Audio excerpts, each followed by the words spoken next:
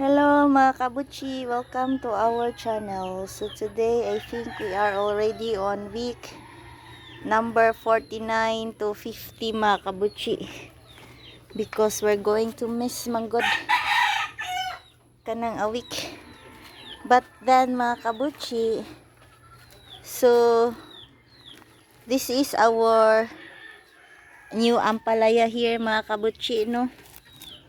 So I think it's growing na. We need to put something here mga kabuchi. Kawayan lang siguro para naa siya guide mga kabuchi. So we'll just put something temporary mga kabuchi. The important thing is that ampalaya can climb up to our trellis.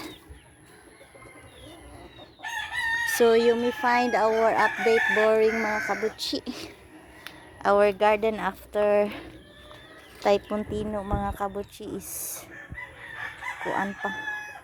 I'm not sure unsay term ani, devastated.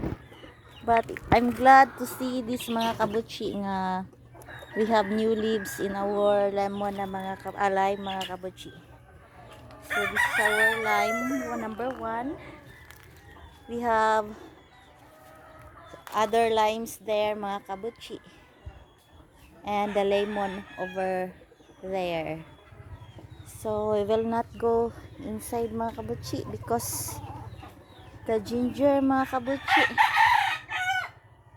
are disorder. Naunsan man ang ginger mga kabuchi. So all ginger na siya, ginger garden. But then we have few paman sili, mga kabuchi. May sili there sa dako. So for harvest na siguro na, if my sister can see that, malamas na niya.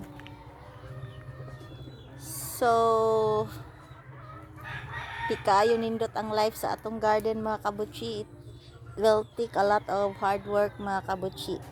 Maybe during the Christmas vacation mga kabuchi, I will try to fix the center garden mga kabuchi, and then we will see what we can do pa mga kabuchi. So saon pa na siya pag-fix.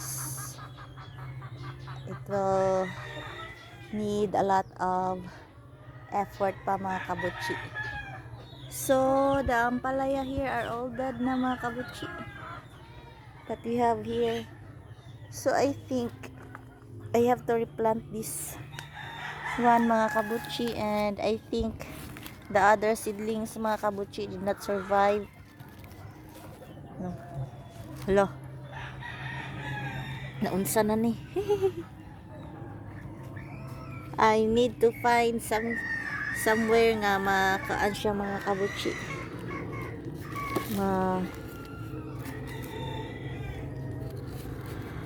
Ato lang niya ng pangitaag pagi. We will find some space for that ampalaya mga kabuchi.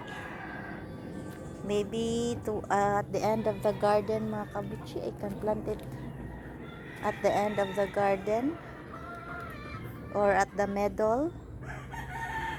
We will try siguro to plant anak mga kabuchi, maybe at the middle.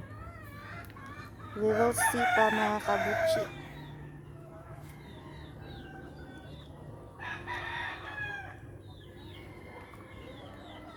We'll see pa, we will see. And then, so kana siya, hopefully by our next visit mga kabuchi, makaklimb na siya halfway, no? Bisan halfway lang mga kabuchi. So anak lang siya, climb halfway. And then this other one, will plant that next week na mga kabuchi, because we're in a hurry mga kabuchi. Wala pa ikuan. But I think ganahan ako itanom na siya. Naglibog pa lang ko sa space mga kabuchi. But maybe after this vlog mga kabuchi, I will be planting. So I will end na this video mga kabutchi. We don't have good updates. We don't have good activity in our garden man. So mura pag abandoned garden. Sige, thank you for watching. Bye bye.